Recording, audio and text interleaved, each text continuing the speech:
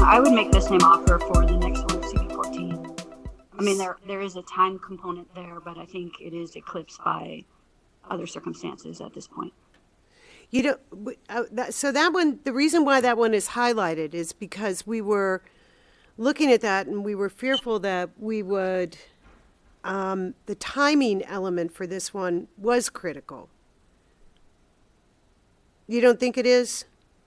Well, I do. I mean, I think it's linked to the charts that we typically look at in June or July, but if we don't pass it, will it have, I'm going to put Ms. Schwartz-Jones on this one because she has been looking at this quite a bit. So we would expect that the housing unit allocation table and the capacity student generation rate and capacities will come to us in June. So if the council's will is to adopt CB14 for it to take effect for this upcoming cycle, you would want to go ahead and have the hearing on it. You'd want to have the work session on it. If you want it on a work session, you would have to have the hearing on it. And for it to take effect from the date of enactment, you would enact it in April. And after the executive signs, it would be 61 days after, which would be putting you right up to towards the end of June, which would make it coincide effectively with the new table that would be coming through. Yeah, I mean, that was the timing that we were aiming for. And I think, right, that bill does have 3 sponsors, but I know at least some of the sponsors and maybe others were planning on amendments, and I know how that gets messy. And I don't know what the alternative is, I guess I would say, but. I mean, I wasn't planning on amendments. No one's talked to me about amendments, but I felt like when we originally talked about this is more of a cleanup of what's happening now because those allocations are never reached. So this sort of clears the deck on these rollings. All right. No, that's awesome. I'm happy to go forward with it. I want myself to be contributing to, the complications, but that's awesome. I mean, I do think it was a clean shot. We did work with Jeff Brunel of DPZ in many sessions. Theo did a lot of work for us. So it was always intended to be a consensus bill. I just, again, don't want to complicate things. So if it still seems like it's a consensus bill, then I'm delighted to go forward with it in time to inform the next cycle of allocation and school bin charts. And that's my concern. If we don't do it now, then we're going to it's going to have a knock-on effect. It is one of those things by its definition. If it doesn't happen now, then there are time plans. Do we need to have another work session on it though? Because you're looking at a pretty serious temporary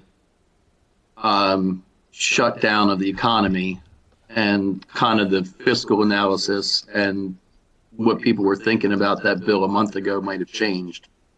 I just, anything that has to do with the budget right now, I'm leery to say that what we talked about a month ago still holds. And I'm not saying don't push it forward. I'm just saying, do we need a work session on it as well? I mean, my personal feeling is that we don't. I think we're all familiar with it and know what's in it. And I know I've talked to Jeff Brunel about it, and I imagine the rest of us have as well. But I think it would be helpful to have just Jeff at a work session real quick.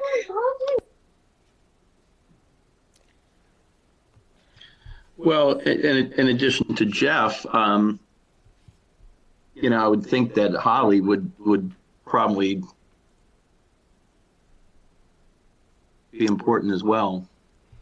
I think that would be so speculative right now to have Holly come in and say, oh, well, we may not have as many housing starts, and so the budget might be impacted, and so we should put more housing allocations in. I don't know. I just think that this is probably not the right time to be talking about that yet.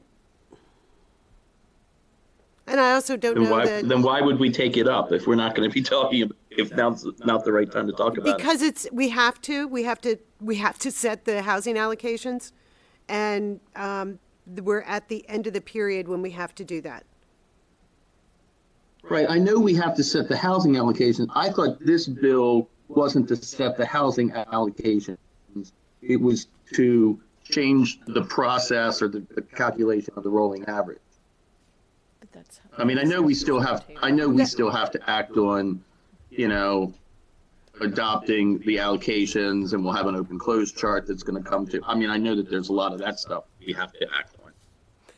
Well, Liz, do you want to speak to that? I mean, this particular bill, I think, did both things.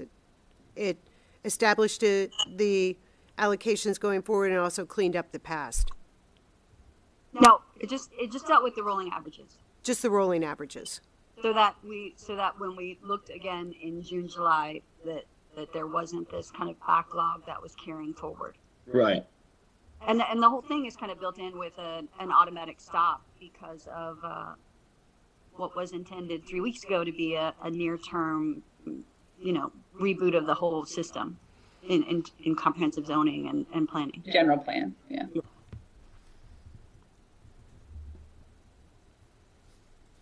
Okay, so we'll move this forward. Then the question is work session or not?